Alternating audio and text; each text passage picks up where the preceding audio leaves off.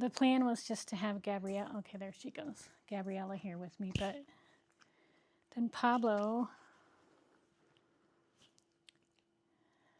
the evil dictator that lives upstairs, figured out that we were here, and so whined until I let him downstairs. So now it's chaos. Anyway, if you're new here, my name's Samantha. This is In Deep Knit Podcast. Talk about random shit, knitting. So where should we start? There's lots to talk about today. I think we should do yarn first, maybe. And my hair's half wet because All right, so my friend Shauna has a small business called Wired and Woven, and she makes really cute stitch markers and things. But not just stitch markers. She does shawl pins, she does shawl chains, she's got progress keepers, all sorts of shit. So I frequently I have some of her things here at the store. They're not on the website, they're just at the yarn shop for people that come in. I should probably put them on the website, but I like to carry her products. I like to use her products. And so she had come to the store Sunday, the day after yarn shop, so April 26th, I think it was. And she had left a bunch of shit that I liked, that I bought from her. And then yesterday I was cleaning the basement of the studio, and I came across some 50-gram skeins of Whimsy worsted, which is one of my favorite worsted bases. So I thought it would be cute to do little sets that kind of go with the stitch markers that she left here. And then I thought, like, one color could be the brim of a hat, like the ribbing, and then the second color could be the top of the hat or whatever. I don't know. I'm going to make a hat with these, and maybe you will too. So I'm going to start off by showing you. So one of them is this little dumpster fire set. And you know how I am about dumpster fires, right? I am a walking dumpster fire. And my dumpster's not bright green. My dumpster has been on fire many times, and it's kind of rusty. Oh goodness, Pablo, it's gonna be okay. You don't have to bark at every little thing.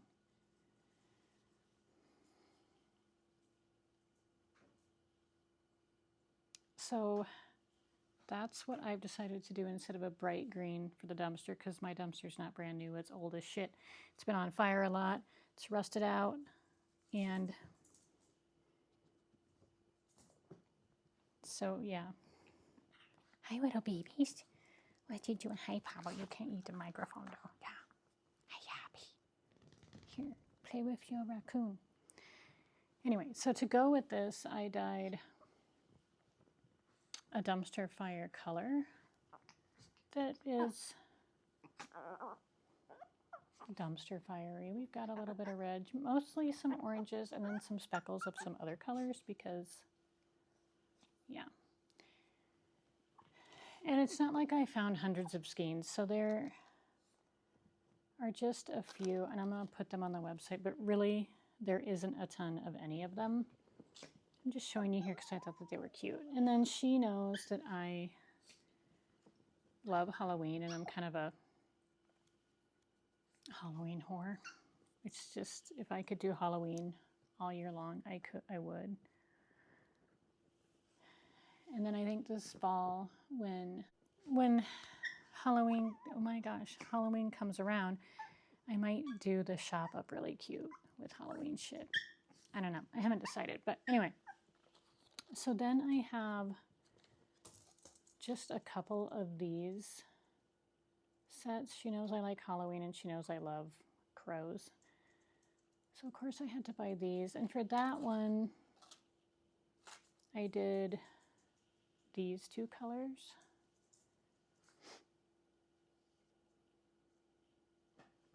Which I thought were super cute. And then I have a couple of different little Halloween sets, but this is the one I'm going to show you. Next is this, which has a cute little ghost, which I thought was absolutely adorable, and then the little crows. And I did a different kind of Halloween color to go with this same color as I did with the other, with this, but just we're going to pair it with this guy instead. So look for those. I'll send out an email, and maybe you'll get the email before you watch this video, and maybe you'll never watch this video. I don't know, but there that is. What's next? What else should we talk about? So then I did... Okay, so for those of you who buy yarn from me, and if you're still here, even if you're new here and you can't figure out who I am or why the fuck anybody would care about this, I'm Samantha from a Whimsical Wood Yarn Company. So I have a yarn brand that I sell online and I wholesale to other yarn shops, and I also have a small yarn shop in Nowhere, Iowa.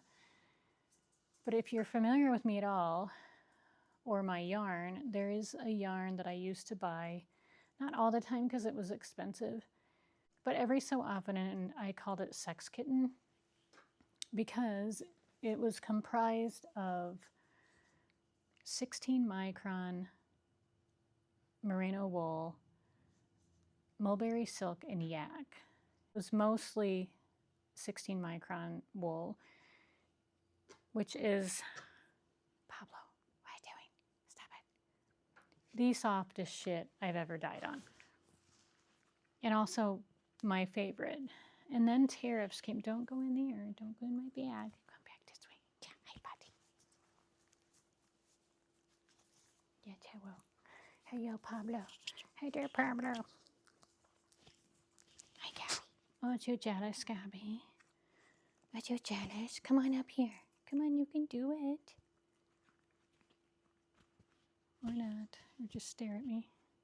Gabby, do you come back up here? There you go. There you go. There you go. No, you can't eat the microphone. Gabby has resting bitch face. Pablo looks all happy and cute. And Gabby, my dog, has resting bitch face. Gabby, go. And she hates being held, and she also hates people. Don't eat that. Yeah.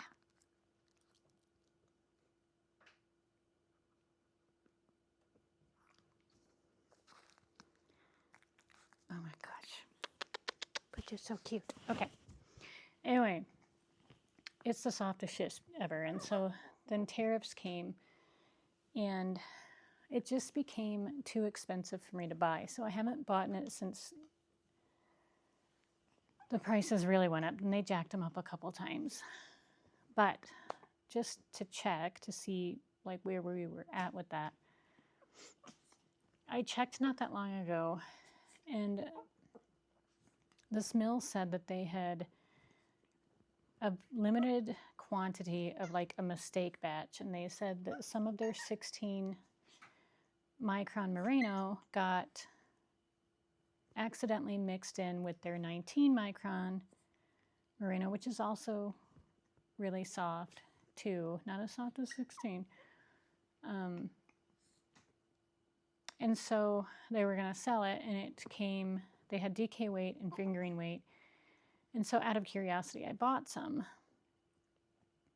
And it is not as soft as the Sex Kitten base, of course. It's not, because it's not all 16 micron. And they didn't tell me, they don't tell you like what the mix is of the fiber content between the two, 19 and 16, like how much of each is in there. And I think the reason is they don't know. And maybe they could find out, but I suppose that would cost money. Ooh. So, hey, that is uncalled for, sir. He barks at every fucking thing. Pablo. So I bought some, and I thought, well, I'll just dye some colors that I'm never going to do again. And I do that, like I dye colors and then I just never offer them again unless somebody asks me. Or if I really like them, or if they've been really popular, or if I'm dyeing them for a yarn shop. But most of the time I know how I did something, or I record it, or I remember it. Some of the original asses like Badass and Royal Ass and Lazy Ass, I just know how to do those because I've done them so many times. But I thought this time I would do something that I don't even care. I was just going to make the colors and that was going to be it. And I'll show those to you now. All right, so I'm calling the bases Gone Forever Fingering and Gone Forever DK. Does that mean I'll never buy it again? No, but it does mean, I haven't looked to see if I can buy it. I don't know if it's out. Once they're done selling it, they're done. Like, it was a mistake run, and so they're not going to have it forever. Okay, so anyway, this color is called We'll Never Speak of This Again. So I named the bases like a limited edition, and then the colors I also named kind of in that theme. So this one is We'll Never Speak of This Again, and I should have taken the tags off, but tough shit.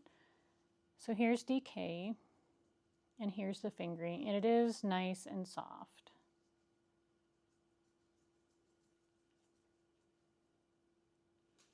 All right, I need some sun, you guys. I look so washed out. Okay, and then next we have No, I Can't Make This Again, Susan.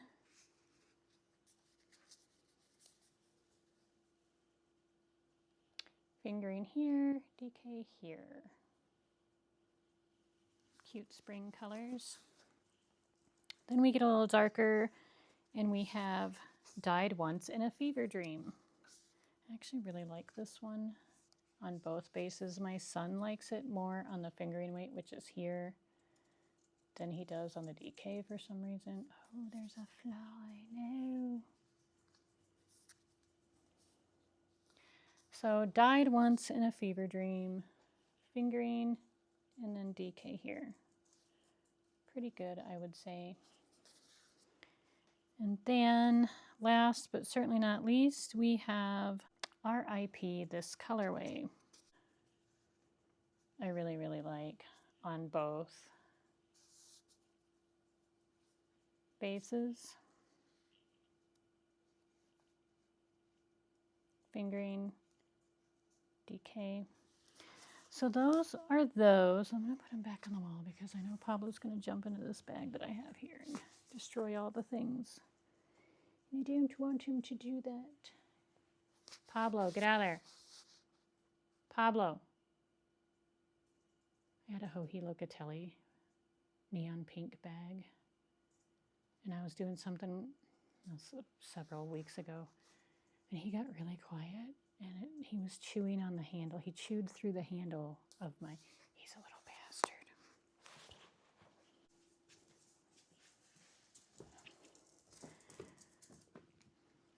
My gosh. Okay, so then I dyed a color that is up for sale on the website as a pre-order. And it is called The Little Lies We Tell Ourselves. And the reason that it's not ready to ship is because I dyed it all on leftover skeins that I had from making big ass skeins. So this is just leftover yarn from the cone. They're all different weights and yardages and whatever, and I don't know if I will ever sell them, but I don't want to mess with having to figure out the yardage of each of them. They might go in like the orphan skein sale sometime, but the color itself you can get in the current pre-orders section of the website. And when I dyed it, I was having kind of a, I don't know, like a rough week. Okay, so anyway, I dyed excuse me, little lies we tell ourselves, because I feel like we're all doing that. We're all just telling ourselves little lies constantly. I like to tell myself that I'm a professional. I also like to tell myself that things will only take 10 minutes. I do that with shipping a lot. Like I'll think, oh, shipping will take 20 minutes tops and then I can move on with the rest of my day. But the reality is that shipping takes like 4 hours. And then the day is shit and like there's nothing I can do about it. I like to tell myself that I'm not going to start another project, and we all know that's bullshit. I like to tell myself that I'll clean the dye kitchen tomorrow, and I don't really have a dye kitchen, but I do have 3 big sinks in here, and I don't always clean them every day. I like to tell myself that I haven't fucked up my kids yet. That might be my favorite one. I don't know. Late at night is when I usually watch TV. Not really TV, I watch like true crime and stuff, and I usually put earbuds in and I watch on my iPad because my husband snores like, it's like 12 lumberjacks are in the room with me, and so I like to tell myself that I'm only going to watch one more episode, but the truth is that then pretty soon it's like 2 a.m. and I'm still, and I can still hear him snore. Even with noise canceling headphones, it's ruining my life. What is that about? How rude. You two are being naughty. Oh, I like to tell myself that I totally understand taxes. I don't. Oh, I like to tell myself that the house doesn't smell weird. I think the fucking house probably smells really weird. I like to tell myself that I'm drinking enough water. I like to tell myself that I understand inventory. Actually, I do understand inventory. I just don't always get it done. Or I'll forget something that needs to be inventory. I like to tell myself that the customer email sounds calm.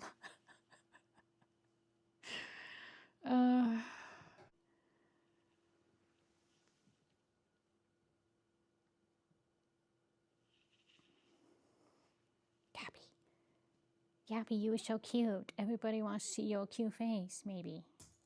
The next topic that I wanted to discuss was crocheting. Because I don't know if... Oh my God. Pablo, it's just somebody like outside wanting to get out of their car. Pablo, I'm gonna have to edit this shit out. Pablo, Gabby, can you tell him to stop, please? Gabriella, tell him to stop it. It's horrible. Pablo. I wonder if my jump scare was caught on... You guys all see me jump scare. Pablo, Pablini. Pablo.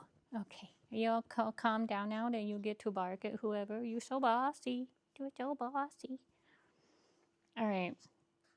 Yes, you're kind of mean. You're kind of an evil dictator that thinks you run the whole show. I think you think you run the whole town. Thank fuck it's a small town. All right, so in like episode 2 or whatever months ago, I was designing a crochet version of the planned pulling ass hat and was almost ready to release the pattern. And then people were like, we want it available on different weights. Wah wah. So I had started crocheting a hat on different fucking weights. Do you think I can find the hat? Oh, that's not the hat. I probably am not going to be able to find it, of course. Pablo. Anyway, so I started a fingering weight version, which I don't even know where it is right now, but it's somewhere. Don't eat that. God, you're such a little shit. Stop, Pablo. No! Don't chew on my leather bag. Pablo's like having a toddler. Anyway, so as I'm crocheting, I was on my bed, and one of my daughters came in, and she wanted a hug, and so I had set the crochet down or whatever, and I gave her a hug. And when she got up, she had knocked the crochet hook down, and I used Furl's crochet hooks, the acrylic ones, almost exclusively. Like, I just love them. And I'm really picky with my crochet hooks. So it fell to the floor. We have a hardwood floor and it just shattered. There's like no saving this crochet hook. So I was all wah-wah about my hat, and I didn't want to buy another crochet hook, and I didn't have another crochet hook in that size, which oddly enough, I have 8,000 US 6 circular needle tips, but do I have more than one G hook? No. Explain that. Explain that to me. So then I'm like, well, I'm just going to have to stop this, or I'm going to have to buy another hook. So I went on the Furls website, and they didn't have any that I wanted, and the ones that I did want were sold out already in the G. So it just sort of kind of laid dormant, and then I thought, well, let's buy some Amazon or some crochet hooks on Amazon and like test them out and see if they're worth a shit, right? So I got this one first because... Look at it. Pablo, do you like this? How'd you like this? How'd you like this? No, don't eat that. I got this one first because of how it looks, essentially. And the shape of it is sort of similar to Furls. Hi, girly. And so it came, and it was like 1-day shipping, I think. It came really quick. And I tried it out, but it drags so bad. So this one was actually a really huge bummer. I don't remember how much it was. I mean, if you screenshotted,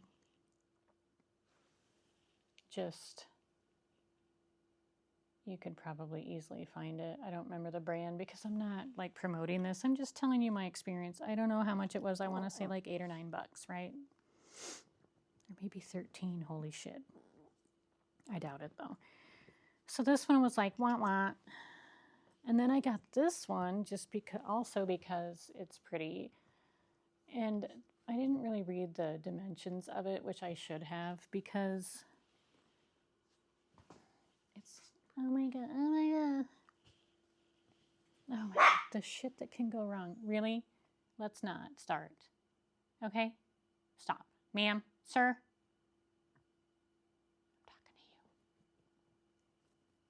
We don't need you policing every fucking thing that is outside, okay? I mean, you're cute now. Yeah, you're very cute. Anyway, so then I got... Oh, for fuck's sake. I wonder if that's going to survive. So then I got this guy.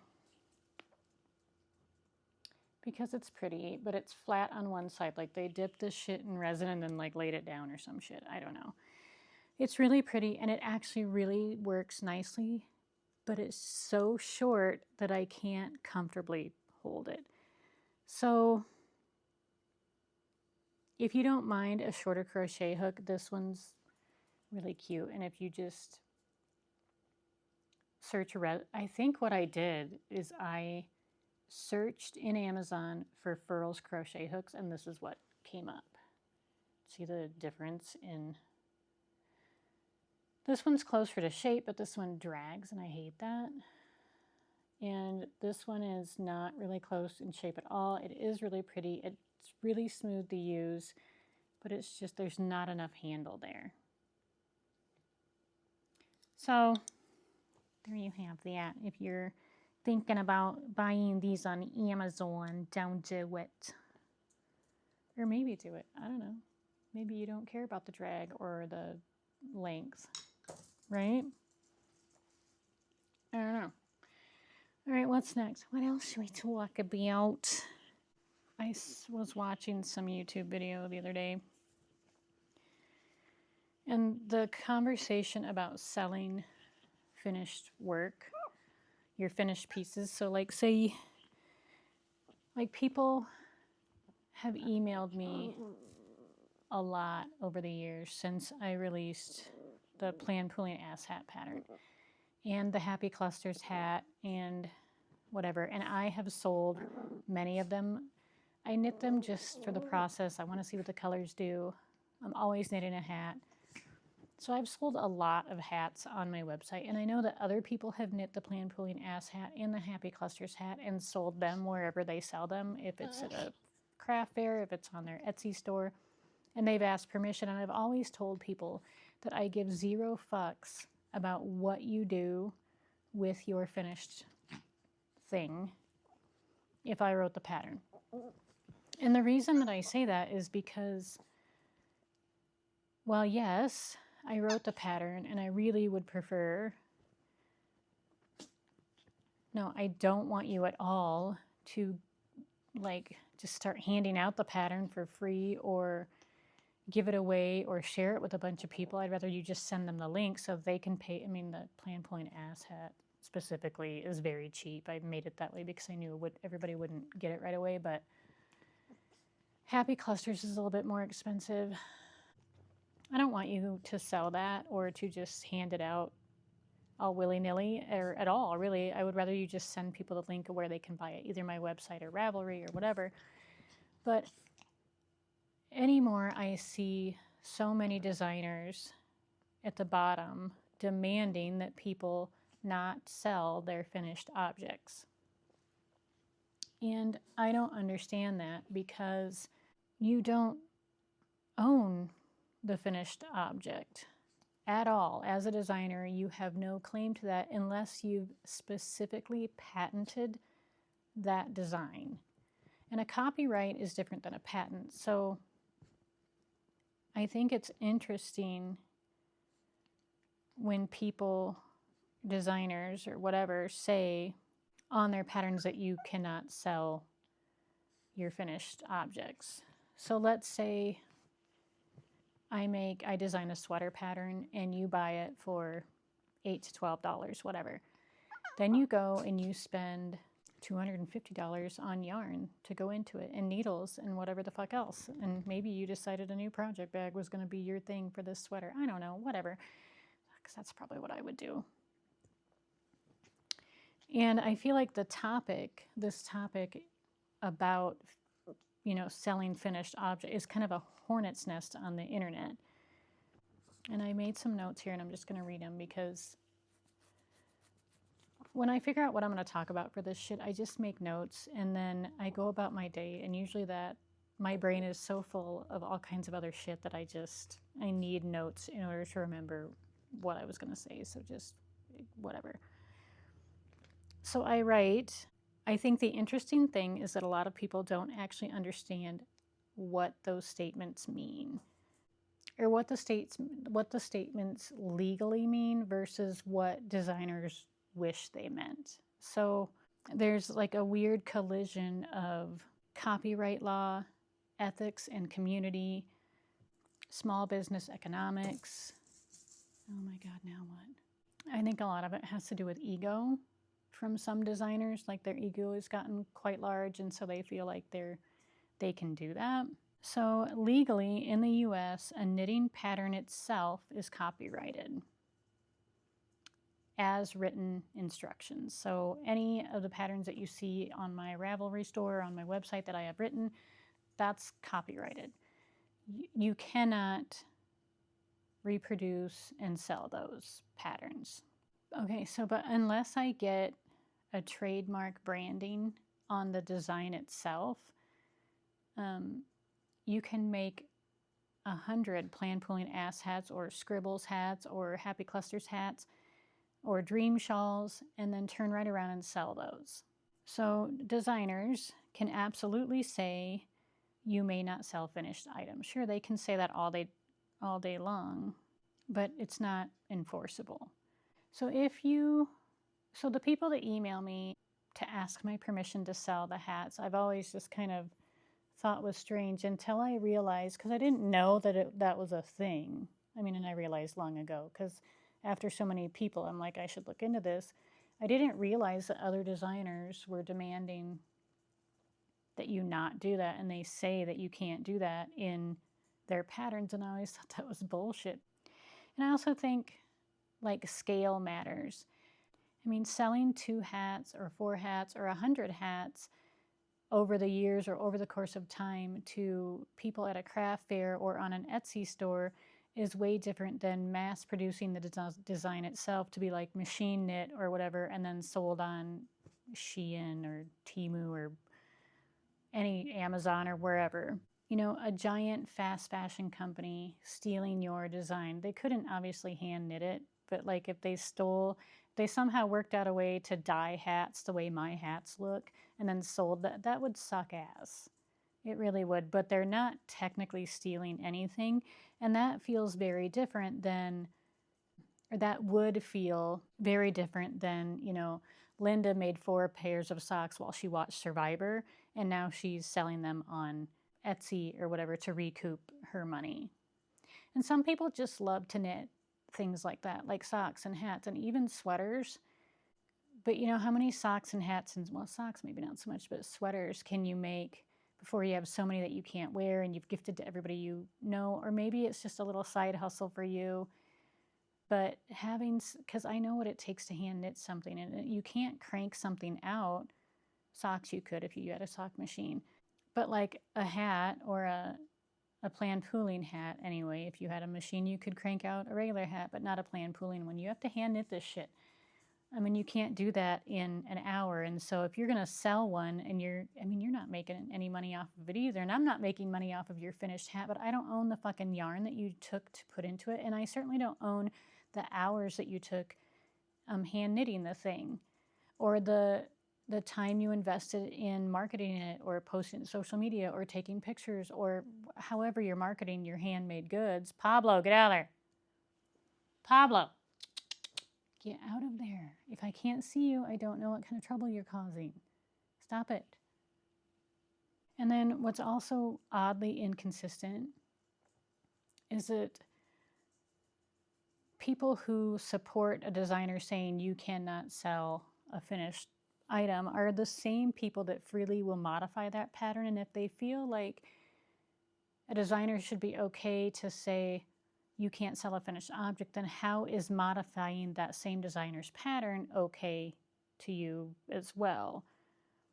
You know, and also these same people that are in support of this will combine techniques from 400 different sources, and that's somehow okay. A lot of people will recreate a vintage item just by eyeballing it, and that's considered all right. And I think maybe designers are just scared that the more popular fast fashion brands become, they're going to one day see one of their sweater designs. And I'm sure it's happened. I don't know. I mean, it wouldn't be the same. It'd be like a machine knit thing. Gabby, get out of there. Gabby. But basically, to me, it's you bought and paid for the pattern. And then you spent $56 on yarn, and now in 40 hours knitting the damn thing, and now somebody thinks that they own what you've created. I mean, does Andrea Mowry own every Find Your Fade shawl ever made, which was a huge investment? It was 7 different colors. No, she fucking doesn't. Are you allowed to sell her pattern? No. Can you sell your Find Your Fade? Yes, and I have done that. I sold one on my website once. But here's something else that I thought was interesting. So somebody was destashing one of their Stephen West shawls, and I don't know anything about it. I don't know how much they were selling it for. I don't care. It doesn't matter. They could be selling it for $5 or $500. It does not matter, in my opinion. And they got a letter from the Stephen West team, and you can find it on... Come here, Gabs. You gonna whine? Come here. Yabby. Why do you whine and then don't let me pick you up? Oh, look, your brother's up here. Come on. Come on, you can do it. Come on. You little shit and shitter. Come on, Gabbies. Come on, Gabs. Come on, you can do it. You can do it. Come on. Come on, you can do it. Oh my God, you're so wet. Oh, you don't think you can jump up here? Oh my gosh. Come here. Oh, I help you if you would. Oh, oh my God. Chihuahuas everywhere. Anyway, you can find the post on Reddit in Craft Snark, which I ever really go on, but ooh. But I did go in there to grab screenshots of this so I could read it to you. And it says, so she posts on wherever she posts. Wow, calm down. That she's destashing this Stephen West shawl.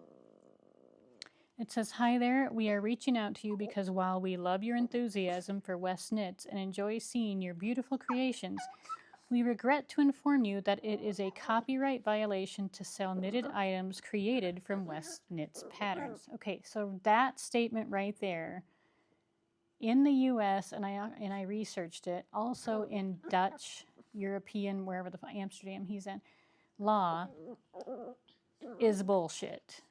That's not true. The West Knit copyrighted printed at the bottom of each pattern reads, "Pattern for personal use only." Yeah, you can type that on your pattern all you want, honey, but that doesn't make it illegally binding. The pattern as written instructions is what you've copyrighted, not the piece that Joe Blow made and now doesn't want anymore for whatever reason. You don't own any of that shit. This means that you are allowed to use the pattern for your own personal use only, and that all rights to distribution of and income generated from the pattern are reserved to Stephen West.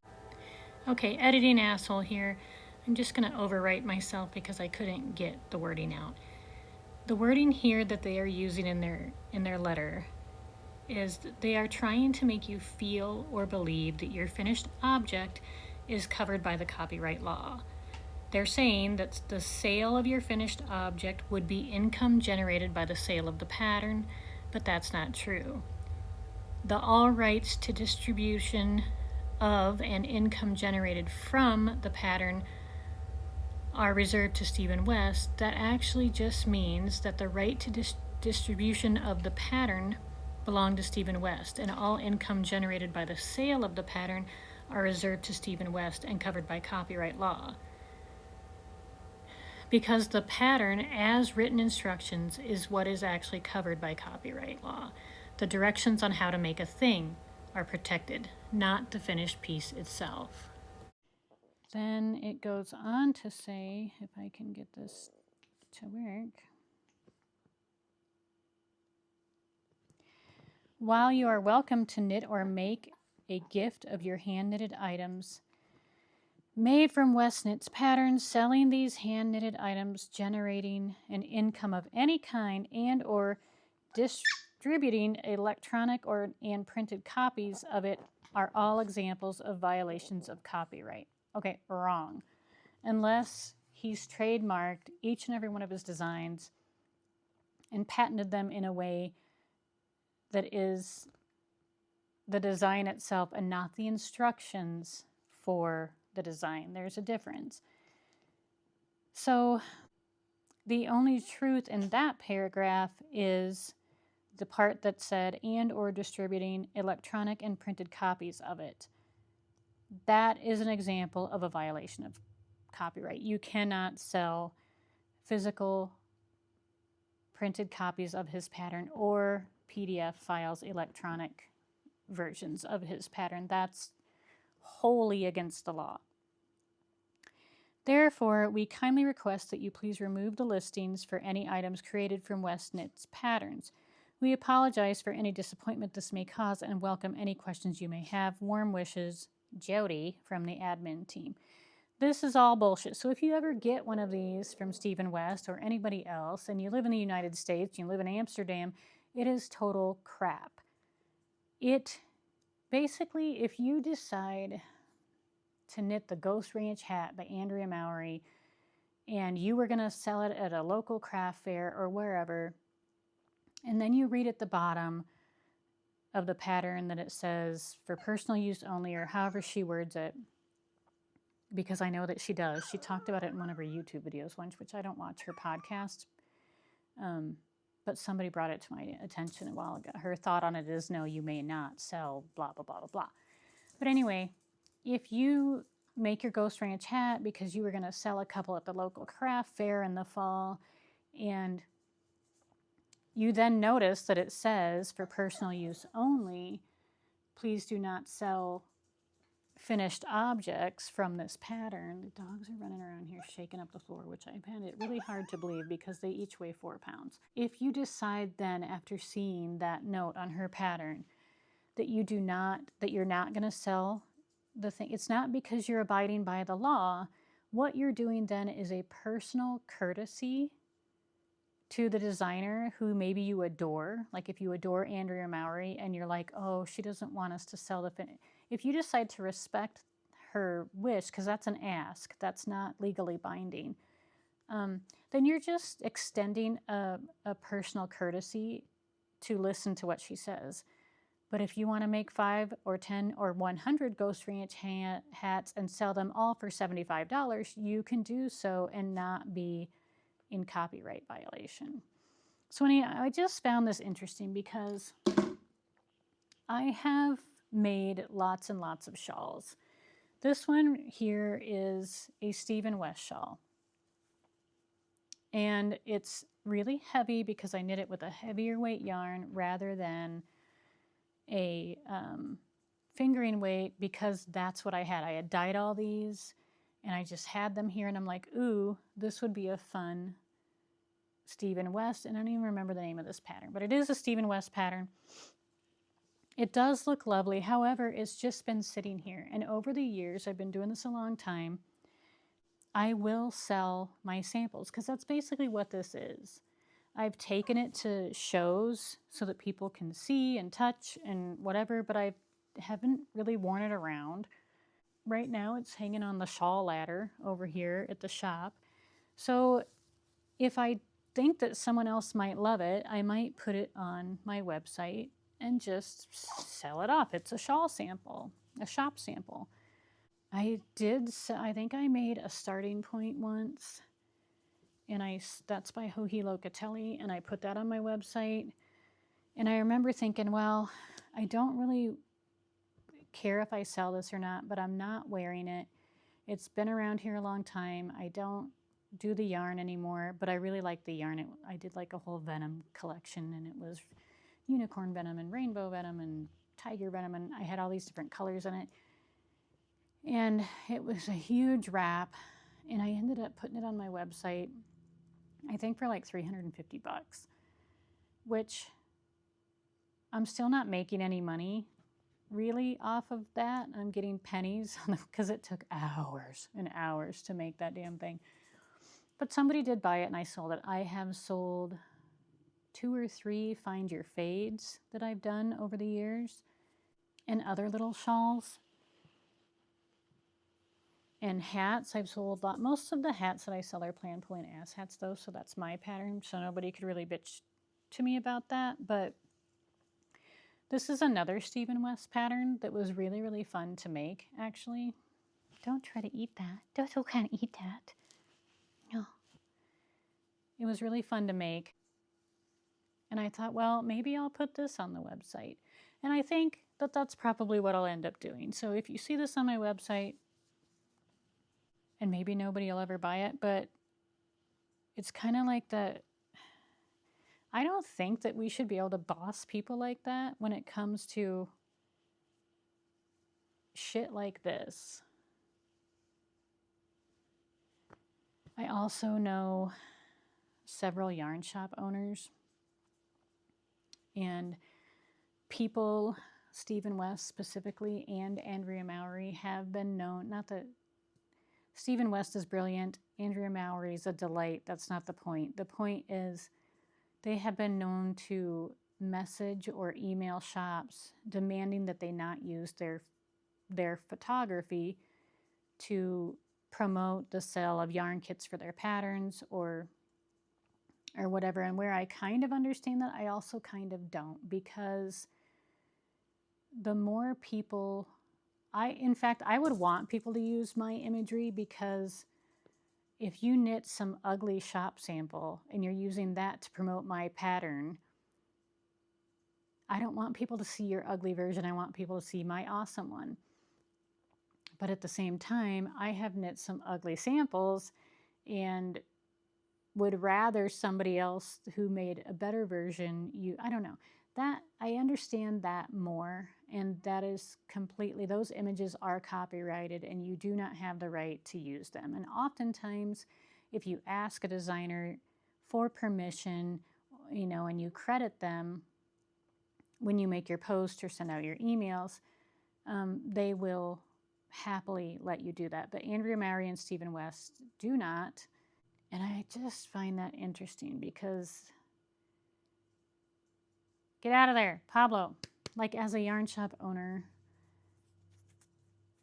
if I want to sell kits for the shift cowl or whatever, and I want to show people different variances of it, then I would want to use Andrea so that people know what it is. And I would think the more people do that and promote her patterns with her imagery, the more it's going to lock in people's brain, and the more people are going to see her pattern, and then she's going to make money off of the I don't know. That one is not as big a deal to me. Like, I don't get upset when I hear people, like, if that's a bummer if she were to email me tomorrow and be like, you can't use, which I don't use her shit anyway, but if I was trying to sell kits for something that I made of hers that I really loved and I wanted my customers to experience, and I put together these kits and I used her image and she emailed me and said, no ma'am, that would be a bummer, but I would get it. Hey, don't eat that. Oh, that dog. So I don't know. What do you guys think? It's a pretty heated topic where people feel very strongly on both sides. But legally, there's not a damn thing anybody can do. You can sell 600 hats at a craft fair if that's what you want to do, and it doesn't matter whose pattern you used. Hold on a second. Oh my God, you're so naughty. All right, so the last thing that I kind of wanted to tell you guys about today was that I had this idea. I know, right? And hi, buddy. Hello, buddy.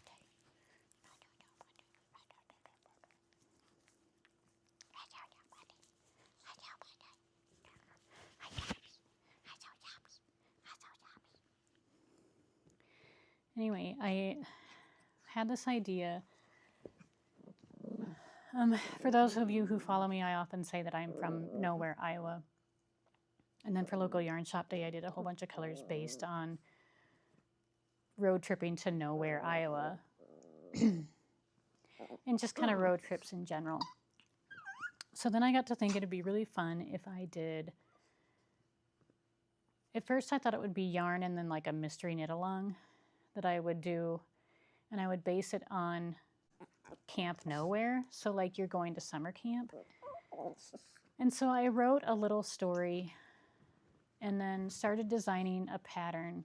And I thought, well, I'll just release bits of the story and then little extras that kind of go with the story. And I'll send it once a month for 3 months going into fall, right?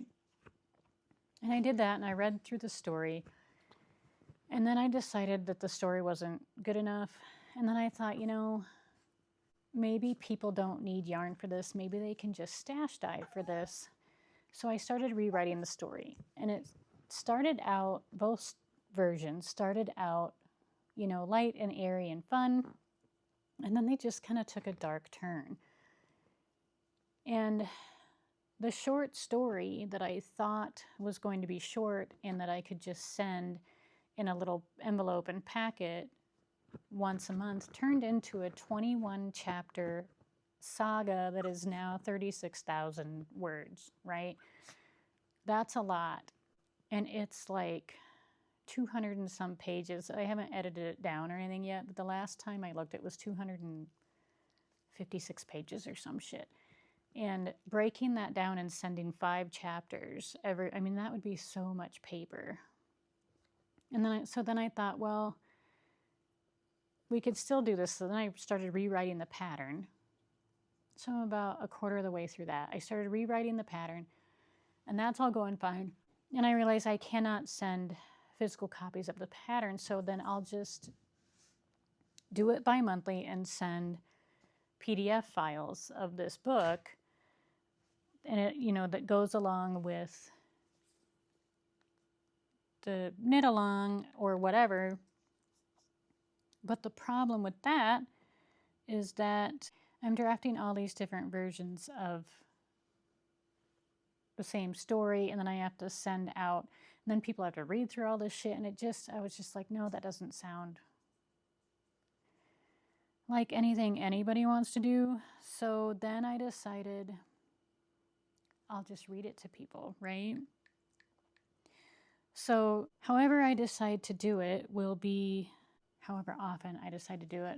People can just listen. I'll send a link or whatever, and people can just listen to the next part of the story while they're knitting or doing whatever, driving down the road or working, I don't know.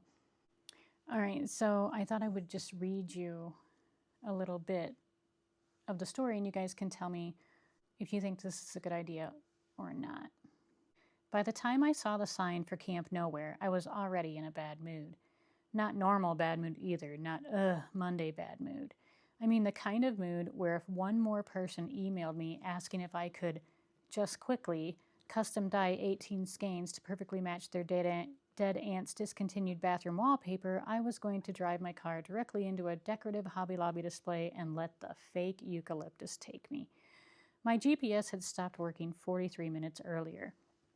Not poor signal stopped working, fully committed psychological breakdown. The screen froze, spun once, and then calmly informed me that I was somehow floating in the middle of Lake Superior, which was impressive considering I was very much in the woods somewhere north of nowhere, with exactly one gas station behind me and approximately 6 million trees ahead of me. The road narrowed another few feet. The woods pressed closer. I turned down the radio because static had started bleeding underneath the music. At first I thought it was just a bad station signal, but after a minute I realized the static was still there even when the music stopped. Pablo. Cool. Love that for me. I smacked the dashboard.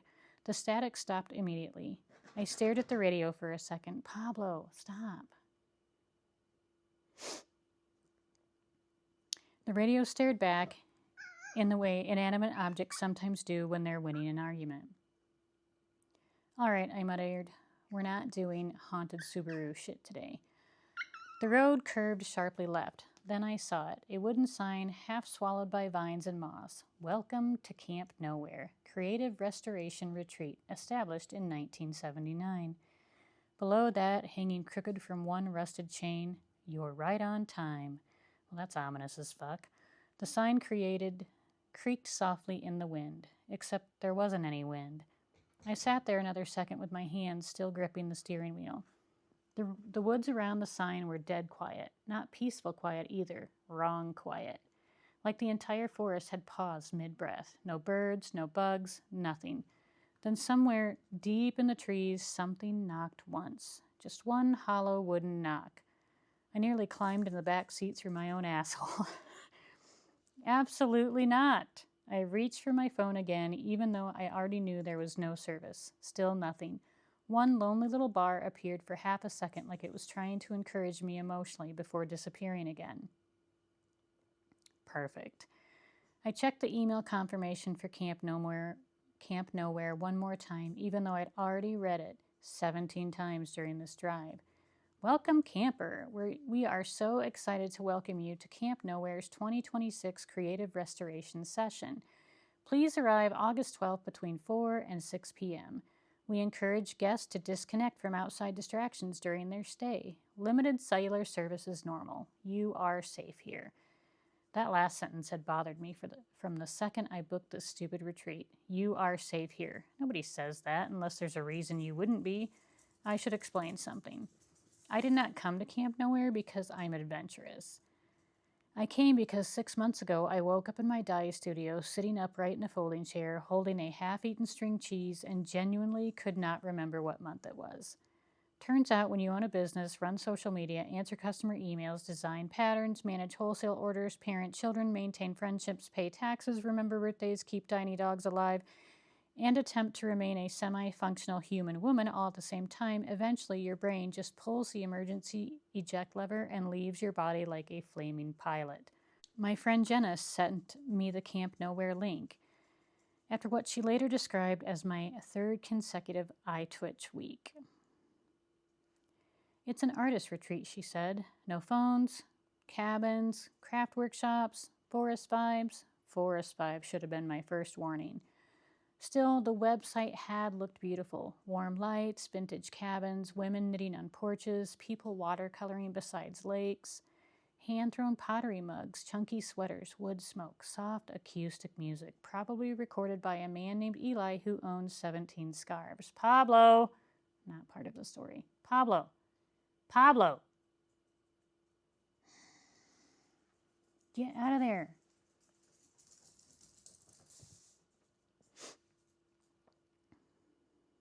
Everything about it screamed, you are having a nervous breakdown in an aesthetic way.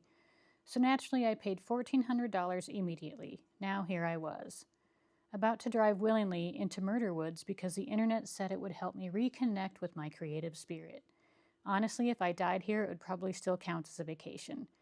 I pulled past a sign. The gravel road stretched ahead through towering pine trees, their branches knitting together overhead so tightly they nearly blocked the sky. Late afternoon sunlight slipped through in narrow golden strips that moved across the windshield like slow water. The deeper I drove, the stranger the woods felt. Not haunted exactly, attentive. That's the only word I have for it now. Like the forest knew I was there. A few more turns and the trees finally opened. Camp Nowhere sat in the center of a clearing beside a dark grassy lake. The place looked older than the website photos. Not run down, just worn in, like a favorite sweater that had been repaired so many times it no longer remembered its original shape. Cabins ringed the lake in uneven rows. Warm amber lights glowed behind the screened windows. Smoke drifted lazily from the stony chimney of the main lodge. The entire place smelled like cedar, damp earth, coffee, and campfire smoke. Honestly, it was gorgeous, annoyingly gorgeous. The kind of gorgeous that makes you immediately suspicious because nothing peaceful should feel this specifically engineered to lower your blood pressure.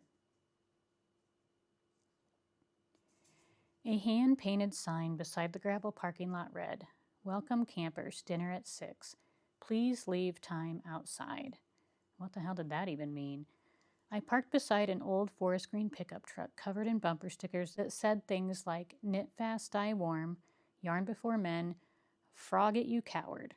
Okay, maybe my people were here after all. The second I stepped out of the car, the silence hit me again. Not complete silence. Camp sounds existed. Distant laughter, screen doors shutting, soft music from somewhere near the lodge, pots clanging faintly. But underneath it all was a strange, muffled quality, like the woods were swallowing sound before it traveled too far. The air felt heavy and cool against my skin. I grabbed my suitcase, project bag, and the emotional support iced coffee I'd been nursing since Iowa. The coffee was now warm enough to legally qualify as soup. A woman stepped out onto the lodge porch as I approached. She was older, maybe late 60s, with silver hair braided down her back and giant round glasses hanging from a beaded chain. She wore a loose linen pants and an oversized rust-colored sweatshirt with Camp Nowhere printed across the front in faded peeling letters. Something about her smile immediately made me feel calmer, which should have alarmed me more than it did. "You made it," she said warmly. "I think so." "Did you get lost?" she asked. "My GPS thinks I drowned in Lake Superior," I said. "Well, that happened," she said. She said this casually, too casually. I laughed once. She didn't. "Right," I said slowly. "Cool. I'm Evelyn," she said as she held out her hand. Her grip was warm and dry. "You're Samantha, cabin 14. The fact she already knew my name shouldn't have startled me, considering I had literally registered for this place, but something about the way she said it made it sound less like checking a reservation and more like remembering me. "You're just in time for dinner," she said. "You must be exhausted." God, the way she said exhausted nearly made me cry right there on the porch. Not because I was emotional, because it was accurate. Nobody had said it like that for a long time, like exhaustion was an injury instead of a personality trait. "Yeah," I admitted quietly, "a little." Her expression softened. "You can rest here," she said. There it was again, that strange certainty. Not hope you enjoy your stay, not make yourself comfortable. You can rest here, like a promise or a rule. Evelyn handed me an old brass key attached to a thick wooden tag burned with the number 14. Cabins down the east trail, she said. Third path past the weaving hall. The what now? You'll see it, she said. Helpful. A group of women crossed the lawn carrying mugs and folding chairs. One of them waved. New campers, she called. Fresh meat, Evelyn answered. Fantastic, another woman said. We needed someone else to lose at cards. Absolutely not, I called back immediately. I don't trust fiber artists playing card games in the woods. That's how curses start. A few of them laughed. The tension in my chest loosened a little. Maybe this would be okay after all. Then I noticed someone standing farther back near the tree line. A woman in a mustard yellow cardigan, not moving, just watching. She stood half-shadowed beneath the pines with her hands tucked into the cardigan pockets. Dark curls, thin face, no visible expression from this distance. Something about her made my stomach tighten instantly. Not fear exactly, recognition. Like I'd forgotten something important about her. The feeling vanished almost immediately. One of the women crossing the lawn stepped directly in front of me, blocking my view for half a second while introducing herself. By the time I looked back, the woman in the mustard cardigan was gone. I frowned toward the trees. You okay? Evelyn asked. Yeah, I just thought I saw, but I couldn't finish the sentence because I suddenly realized something deeply irritating. I couldn't remember what her face looked like. Not one feature, not her eyes, not her mouth, nothing. Only the mustard cardigan. A cold little shiver worked its way down my spine. Then somewhere in the woods behind Cabin Row came the same hollow knocking sound again. 1, 2, 3. Everyone on the lawn paused. Not dramatically, not frightened, just listening. They all continued talking like nothing happened. I stared after the sound. What was that? Evelyn's smile never changed. Dinner's at 6, she said gently. Don't wander the western trails after dark. That feels like information you should elaborate on, I said. You'll settle in quickly, she said. That was not elaboration. That was cryptic camp counselor bullshit. And somehow, against all logic, exhaustion and survival instinct, I picked up my suitcase and walked toward cabin 14 anyway. Okay, so that's chapter 1. You guys let me know what you think. If my idea sounds good, if it sounds like shit, chime in the comments. Like and subscribe to my bullshit, and I will see you the next time I see you. Bye.